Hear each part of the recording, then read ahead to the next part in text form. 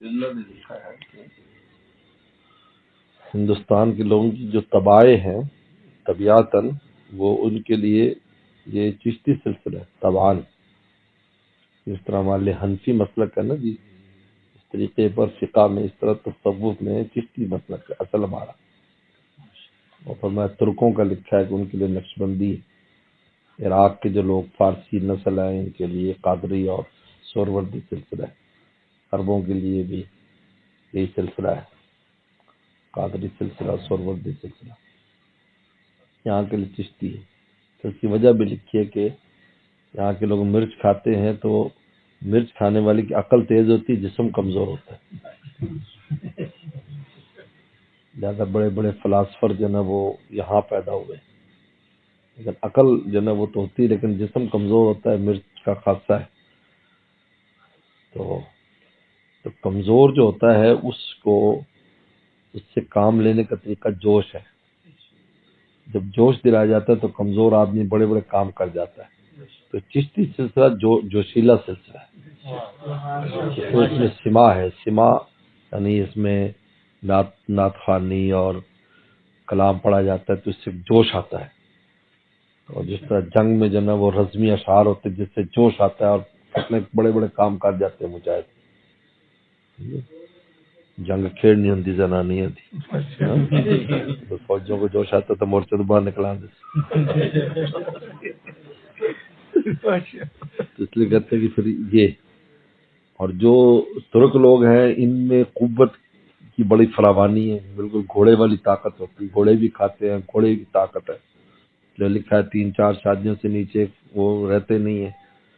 تو ان کے لیے جو قوت توڑنے والا سلسلہ چاہیے اور وہ ٹھنڈا سلسلہ چاہیے، برفیلا، اور وہ نقش بندی ہے. وہ برف ہے اس میں وہ ٹوٹ جاتا ہے. ان کی کثر شہوت اور کثر قوت کے لیے جو سلسلہ ہے وہ نقش بندی سے، اس میں ٹھنڈا سلسلہ ہے. اس میں جوش نہیں ہوتا بلکہ بہت نرم اور محبت والے. ذکر بھی جوش میں سے نہیں کرتے، وہ آہستہ آہستہ ذکر کرتے ہیں. یہاں جوش سے ذکر ہوتا ہے. ان کے لیے وہ سلسلہ اللہ، اس لیے تمام بزرگ وہیں دفن ہیں. ان کے تمام اکابر جو سارے ترکستان میں سب کے سب وہیں ہیں. یہ وہاں کے لیے سلسلہ رکھا ہے. تو حضرت نے تو شاہ ولی اللہ رحمہ اللہ نے اس پر بڑی اچھی بحث کی ہے.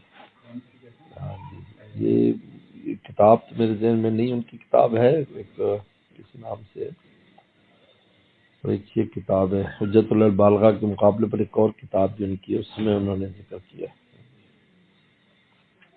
تو یہ ہمارے جو سلسلہ اصل طبعاً یہ ہے. باقی ہے کہ دوسرے سلاسل بھی ہیں لیکن طبیعتاً جو ہمارا سلسلہ وہ یہ ہے جو ہماری طباع کے موافق ہے.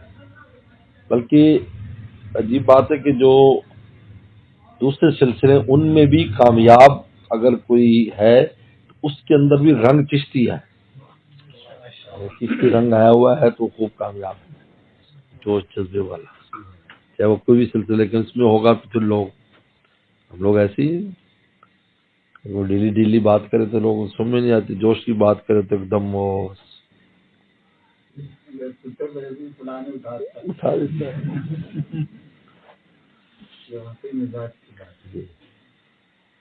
یہی مزاج بنگلہ دیش کے لوگوں کا، وہ بھی جوش ہے. یہ مدنی رحمۃ اللہ ہے اور تیز ہے اور زیادہ ان میں جوش. اور سارا ایسے ماریں گے، نعرہ بھی گردان کے حساب سے مارتے ہیں. زندہ، ہم تو کہتے ہیں نا زندہ بس دو کہیں گے زندہ باد زندہ باد مولا جلیل مولا جلیل زندہ باد زندہ باد مولا جلیل مولا جلیل. میرا ایک جگہ بیان ہوا سرہٹ میں، میرے شیخ نے بھیجا تھا. تو ہم انداز میں جب کوئی بزرگ صوفی صاحب ہیں تو وہ بات کریں گے. ہمارا تو ہم نے دیکھا کہ یہ قوم تو جوش میں بیٹھی. ہم نے وہی پنجاب کا طرز اختیار کیا اور نام تو لگائی. کھڑا ہو گیا مجموعہ زندہ باد زندہ باد مولا جلیل مولا جلیل مولا جلیل مولا جلیل زندہ باد زندہ باد. وہ جناب تھوڑی دیر پر کھڑے ہو جائیں. اور خیر بیان ہو گیا. بیان کے بعد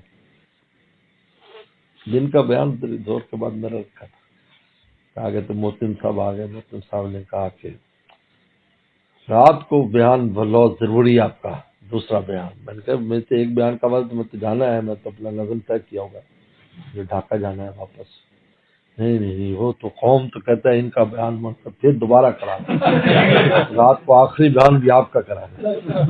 ہاں وہ اتنا نعرہ لگا ہے. اچھا چلو ٹھیک ہے, پھر مجھے رکنا پڑا, پھر رات کا بیان بھی کیا. اگلے دن پھر ڈھاکہ آیا. تو ہندوستان کی جو زمین ہے اس میں جوش نہیں اس کے بعد 2010 میں, جس میں پھر وہ ہمارے والد صاحب جو چچا زاد بھائی تھے ان کی اولادوں سے بھی ملاقات ہوئی, خالہ زاد بھائی, پھر وہ کتاب معرف الخطن لکھی گئی.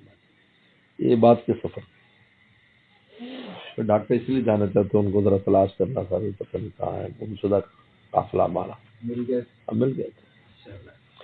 حضرت کی بیٹیاں ہی تھیں, وہ تو 86 میں فوت ہو گئے تھے, ان کی بیٹیاں ہی تھیں, اس لیے پہلے بھی نہیں پتا چل سکا. پھر پہنچتے پہنچ گئے.